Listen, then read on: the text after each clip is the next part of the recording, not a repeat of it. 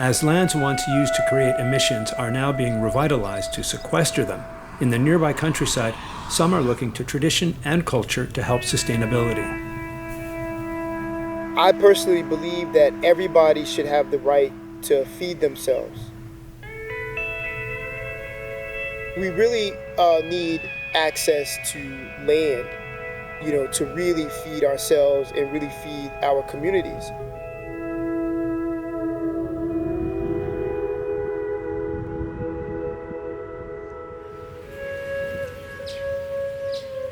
This is just a part of, our progression sort of on that road to freedom ultimately. Because farming is also about land justice.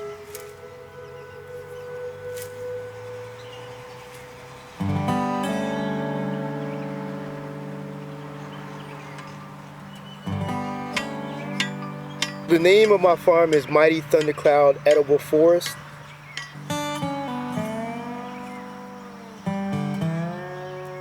One of the main differences in large-scale, conventional farming and the farming that I do, for one, I'm much smaller in size.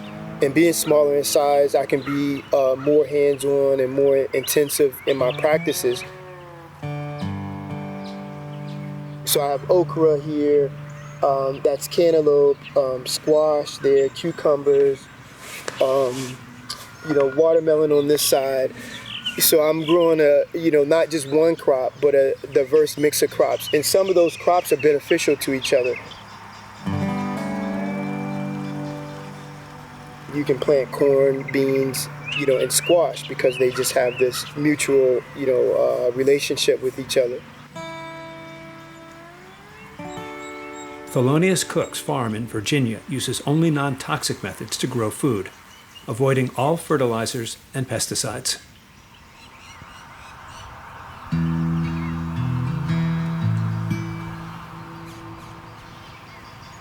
Doing regenerative type practices also allow you to work yourself out of a job because the soil is starting to improve. If I could show you the type of weeds I had in the beginning and how hard that soil was, it was hard to really, pull those roots up. There's literally no life, in the soil, giving it, nutrients. Eventually, your plants, start to respond, and then you start to get, better tasting food.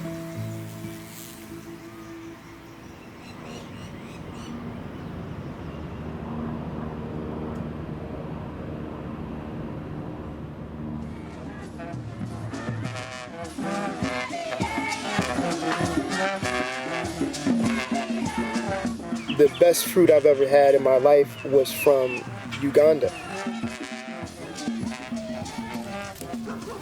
The fruit in Uganda was so amazing. I mean, just the natural environment there is a different color green. It's more vivid. It's like you're seeing HD TV versus an old TV with the big back and everything like that. It's incomparable. And then you have thousands of years of regenerative practices as well.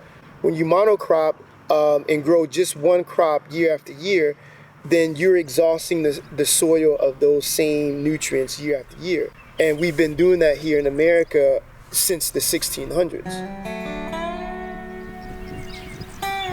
This year I plan to rotate crops. So here I have with my annual vegetables, I actually have a 10-year rotation. And then next year, this will be potatoes and onions. Partly the reason why I rotate crops like that is because pests are real clever. And if they know that you're going to plant the same thing next year, well, they'll just make their bed right there and they'll be waiting for you.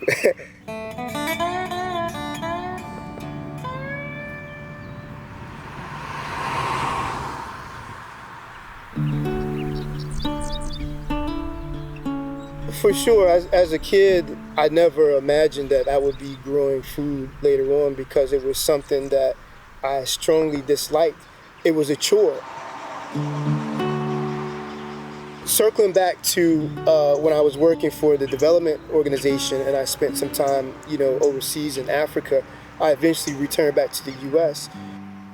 and I overheard my parents talking about needing to come out here and just manage the land. And it was during those weeks of just being out here, walking around, observing nature, that I kind of fell in love with the land and decided to grow food. My father was thrilled at the fact that I had returned to the land. He was still alive to really give me some good advice, for that entire year as well. A lot of the techniques that even I witnessed in Africa, some of them were overlapping with how we grew things in my backyard growing up. So I assume a lot of the things that he learned was passed on, by his mother and by his grandmother and people eventually that got a lot of their knowledge from African people that had been enslaved.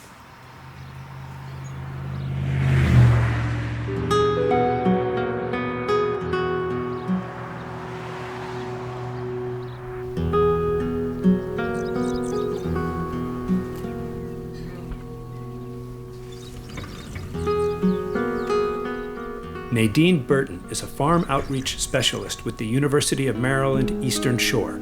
She works with small farmers like Thelonius to develop their crops in a sustainable way. She's also a farmer herself.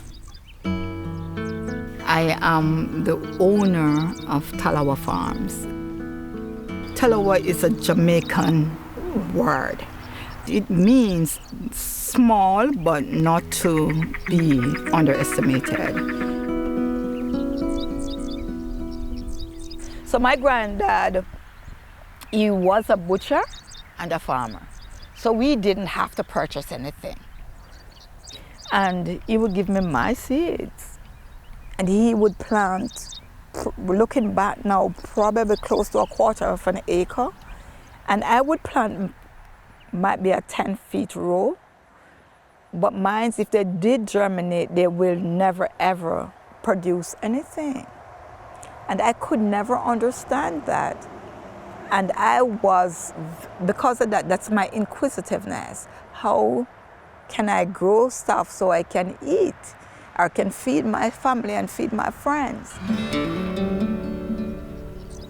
My job is not just to grow or conduct research, is to educate farmers about how to grow the crops, how to harvest, how to package, how to market, link them with buyers. And so that's what we do here. Soil is living. It have living parts, which a lot of persons don't pay attention to. Dead soil cannot produce.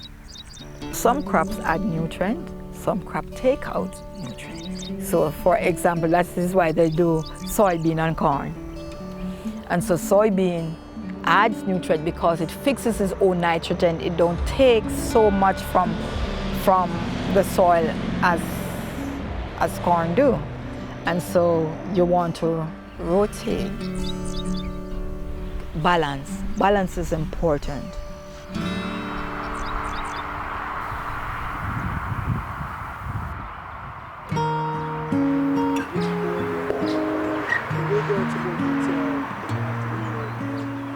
Back at Thelonius' farm, preparations are underway for a workshop for farmers in the area. My name is Neve Short, and I work with Future Harvest. One of the programs that we run is a beginner farmer training program. Now that allows me to be a little bit more. Future Harvest is interested in supporting and connecting with farmers that are interested in using sustainable methods that are grown in a way that's in balance with nature rather than constantly depleting our natural resources. That nitrogen needs to be available, at that critical early stage. This type of farm that Thelonius runs is really exploring how far can we take that, and even creating building materials in the process so that we can have a more green building industry as well. After 24 hours, it's dry enough to be able to hold its own weight. I've always been interested in sort of natural building and that whole green building, concept. And that came directly from my experience traveling around Africa and seeing houses made out of bamboo or mud brick. People just using the resources, that they have access to. At some point, I heard about hemp and the ability to use hemp as a building material. This is one way to mix it. The other way to mix it is in a pilot mixer. If you have access to 3 acres, you can grow enough hemp to build a 12,000 square foot house. Come up here and look. You want to tent harder around the edges, and that's going to be renewable. That hemp plant is also known as a good sequester of carbon, which we have an issue with right now. We need to eliminate the carbon in the atmosphere. There's a lot of benefits from the hemp. The walls are breathable, so it regulates the temperature, the humidity, it's pest resistant, fire resistant. Thanks to growing concerns and efforts in sustainable farming and building, trailblazers like Thelonius are hopeful for the future. Well, 10 years from now, you'll see a much more biodiverse, rich landscape. I see this as being a demonstration farm as well, a place where people can come out, they can learn.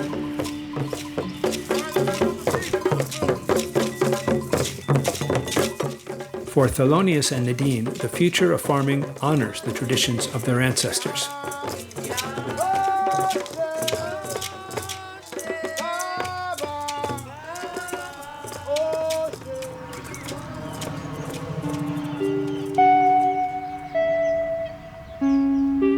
When you look at the history of discrimination and racism, what it's resulted is that a lot of African Americans don't have access to land. A lot of the communities you go in, you'll walk into a corner store, and you can try, but you won't find anything that's nutritious.